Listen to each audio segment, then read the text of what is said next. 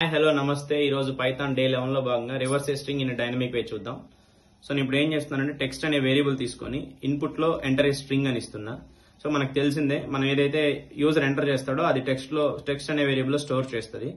So నేను print F అనే function తీసుకుంటాను. ఇప్పుడు ప్రింట్ ఎఫ్ అనే ఫంక్షన్ తీసుకొని so F of reverse string అని చెప్పి ఆ రివర్స్ స్ట్రింగ్ లో ఆ టీఎక్స్టీని స్టోర్ చేసి రివర్స్ అయిన స్ట్రింగ్ ని నేను డిస్ప్లే చేయడానికి ఈ ప్రింట్ ఎఫ్ యూజ్ చేస్తున్నా.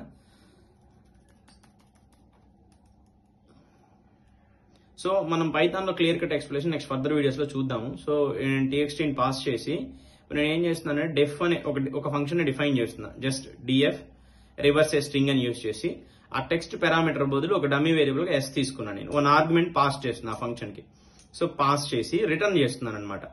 రిటర్న్ లో నేను ఏం చేస్తున్నానంటే return of slice operator use చేసి 2 సెమీకోలన్స్ -1 పెడుతున్నా.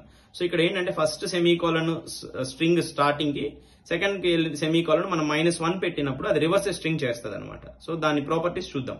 సో ఎంటర్ ఏ స్ట్రింగ్ అని చెప్పి నేను మేడం ఎంటర్ చేస్తున్నా. హలో ఎంటర్ చేసినప్పుడు అది అలా వచ్చింది. So for more videos follows.